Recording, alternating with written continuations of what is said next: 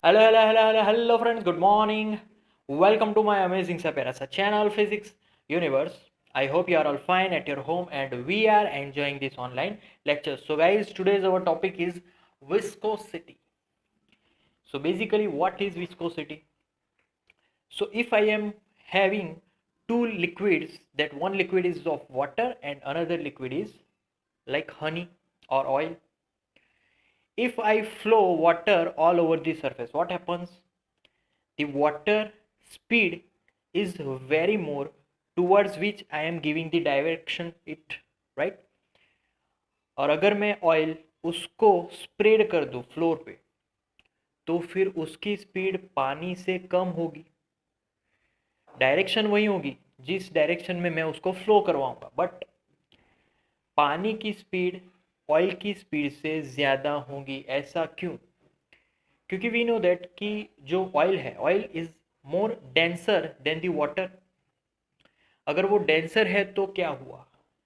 तो अगर वो डेंसर है तो उस पे जो भी सरफेस है हमारी, जिस पे हमने उसको फ्लो करवाया, उस सरफेस, वो जो सरफेस है उस पे रेजिस्टिव फोर्स ज्यादा लगाएगा। सो रेजिस्टिव फोर्स ज्यादा होगा तो उसकी जो लोअर लास्ट, जो भी उसकी लेयर है, सबसे नीचे वाली लेयर, मतलब कि जो लेयर उसकी सरफेस से, जिस पे वो फ्लो हो रही है, उस सरफेस के टच में है, वो सबसे लोअर लास्ट लेयर होगी। फिर अगर उससे ऊपर की लेयर को अगर ड्रॉ करूं तो उसकी स्पीड इससे ज़्यादा होगी, उसकी स्पीड इससे भी ज़्यादा होगी, क्योंकि यहाँ पर देखो रेजिस्टेंस जो है वो यहाँ पर डिवाइड हो रहा है। इसका रेजिस्टेंस इसको मिलेगा थोड़ा सा, इसका रेजिस्टेंस थोड़ा सा इसको मिलेगा। सो थोड़ा थोड़ा करके ऊपर की स्पीड वो ऑलवेज मैक्सिमम ही होने वाली है। So this is our upper most layer of our liquid. चाहे पानी हो, ऑयल हो, हनी हो, कोई भी लिक्विड ले लो, उसमें जो लोअर मोस्ट जो भी लेयर है वो सबसे कम स्पीड वाली होगी, क्योंकि वो तो डायरेक्ट कांटेक्ट में है हॉरिजॉन्टल सरफेस से। तो हॉरिजॉन्टल सरफेस उस पर डायरेक्टली फ्रिक्शनल फोर्स लगाने वाला है, तो वहां पर due to frictional force resistive force applicable होगा, एक्सर्ट होगा, राइट? तो सबसे कम यहाँ पर होगा क्योंकि इसके बीच में बहुत सारी लेयर्स आ गई, बट फिर भी इस लेयर की इफेक्ट इस पे होगी, इसलिए ये इससे कम है। इस लेयर की इफेक्ट इस पे होगी, इसलिए ये इससे कम है।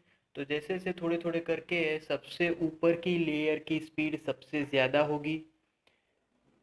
सो जो भी, अगर हम पानी अगर फ्लो करवाते हैं तो उसकी स्पीड डिपेंड करेगी सबसे ऊपर की लेयर की स्पीड के ऊपर, राइट? तो बेसिकली अगर हनी में ले रहा हूँ, उस वो ज़्यादा विस्कस लिक्विड है देन दी वाटर। पानी कम विस्कस लिक्विड है, हनी ज़्यादा विस्कस लिक्विड है। जितना ज़्यादा विस्कस लिक्विड उतनी ही रेजिस्टिव फोर्स ज़्यादा, उतना ही यहाँ पर ज़्यादा फ्रिक्शन लगेगा, राइट? तो अगर यहाँ पर मैं विस्कोसिटी का कोई फिनोमिनन यहाँ पर डिराइव करूँ तो वो कुछ इस टाइप का करूँगा कि अगर उस फिनोमिनन से पहले एक और टर्म अगर हम लोग समझ ले तो वो फिनोमिनन हमें इजी रहेगी। तो एक और टर्म है कि जो भी पाइप से लिक्विड फ्लो होने वाला है उसमें विस्कोसिटी कैसे वर्क करती है। सो पाइप में तो सारी जितनी भी सरफेस है वो सब पाइप से ढकी हुई होगी, तो सभी पे रेजिस्टिव फोर्स लगेगा। तो जो भी टॉप मोस्ट लेयर होगा पाइप में से जो पानी बह रहा है उसमें रेजिस्टिव फोर्स सबसे मैक्सिमम, और सबसे मैक्सिमम स्पीड कहाँ पर मिलेगी? तो उसके एक्सिस पे। क्योंकि देखो यहाँ पर अगर मैं पाइप की बात करूँ तो उसके टॉप मोस्ट लेयर, ये दोनों के टॉप मोस्ट लेयर है, तो उनकी स्पीड सेम होगी, बट यहाँ पर सबसे ज़्यादा रेजिस्टेंस होगा। तो जैसे जैसे मैं नीचे आऊँगा वैसे वैसे उसकी स्पीड बढ़ेगी, and I have maximum speed at the axis of that pipe, क्योंकि वहां पर रेजिस्ट करने वाला कोई मटेरियल ही नहीं है। रेजिस्टेंस कहाँ पर मिल रहा है? उसके बीच, उसके जो बाउंड्रीज है वहां पर सबसे ज़्यादा रेजिस्टेंस, सबसे ज़्यादा फ्रिक्शनल मिल रहा है, right? So this is how this phenomenon works. उसके बाउंड्रीज पे सबसे ज़्यादा रेजिस्टिव फोर्स, इसलिए बाउंड्रीज पे सबसे कम स्पीड और एक्सिस पे सबसे ज़्यादा स्पीड, क्योंकि वहाँ पर रेजिस्टिव फोर्स बहुत ही कम है। तो ये इस पे रेजिस्टिव फोर्स अप्लाई तो कर रहा है, बट यही एक्सिस पे है, यही मैक्सिमम होगा। ये इस पे रेजिस्टिव फोर्स अप्लाई कर रहा है, इसीलिए ये कम है इससे, राइट। तो पाइप में जो विस्कोसिटी है वो ऐसे वर्क करती है। अब अगर यहाँ पर हम लोग इसको कैलकुलेशन पार्ट में ले लें न्यूमेरिकली, तो इसकी फॉर्मूलाज अब फॉर्म करने वाले हैं। जैसे कि अगर एक पाइप है और उसमें हमारे पास इतना सरफेस का लिक्विड है, मतलब कि जैसे कि स्टार्टिंग में लिक्विड ऐसा होता था, right, just this like this square rest पे था, बट फिर क्या किया हमने, उसको फ्लो करवाया तो तुरंत वो कुछ ऐसा हो जाएगा, यहाँ से भी वो मुड़ जाएगा, बट उसकी जो लोअर सरफेस है वो एज इट इज रहेगी, क्योंकि वहाँ पर सबसे ज़्यादा रेजिस्टिव फोर्स लग रहा है। ऐसा मैंने क्यों ड्रॉ किया, इस वजह से, क्योंकि यहाँ पर रेजिस्टिव फोर्स सबसे ज़्यादा है, इसलिए ये रेस्ट पे है और इसने मूव कर दिया, ऊपर की जो सरफेस है उसने मूव कर दिया, क्योंकि वो फ्री सरफेस है। यहाँ पर भले ही मैंने लाइन ड्रॉ की है, but that is not our pipe. Okay, this is our length L. कितना डिस्प्लेसमेंट हुआ, डेल्टा एक्स जितना डिस्प्लेसमेंट हुआ पहले से, राइट। फोर्स कितना लग रहा है, तो force is been applied, that is capital F, and area of this cross section that is capital A, right. Time कितना लगा यहाँ से यहाँ पर ट्रांसफर होने में, so time taken to this displacement that is delta T, right. Okay, now viscosity का मैं कोएफिशिएंट लिखने जा रहा हूँ, कोएफिशिएंट ऑफ विस्कोसिटी, इसको मैं बोलूंगा coefficient of viscosity, right.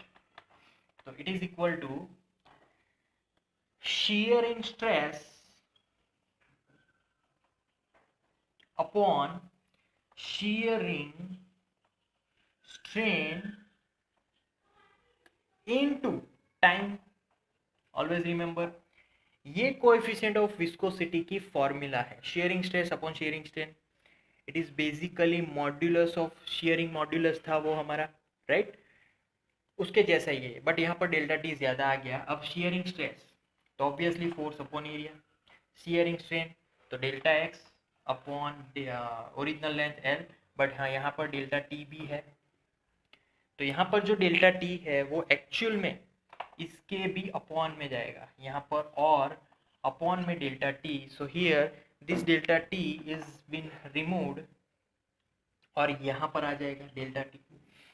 Okay, so now इसको थोड़ा सा फॉर्म करेंगे तो F by A upon delta X upon delta T is nothing but velocity, so velocity of our fluid upon L, right. अब इसको सिंप्लीफाई करोगे तो F L upon A V मिलेगा, and this formula is nothing but coefficient of viscosity, right. So this is how we form equation of coefficient of viscosity. Now there is also another term, it is called relative viscosity. Question है relative viscosity के लिए कौन सी formula, तो आप जिसके relative velocity viscosity find करने वाले हो उस सब्सटेंस की विस्कोसिटी अपॉन वाटर की विस्कोसिटी एट 4 डिग्री सेल्सियस। तो पानी की 4 डिग्री सेल्सियस पे विस्कोसिटी, उसके अपॉन जो भी सब्सटेंस के रिलेटिव विस्कोसिटी फाइंड करना है उस सब्सटेंस की विस्कोसिटी होगी यहाँ पर फॉर्मूला में, right. So that's our topic viscosity. That's it for today, guys.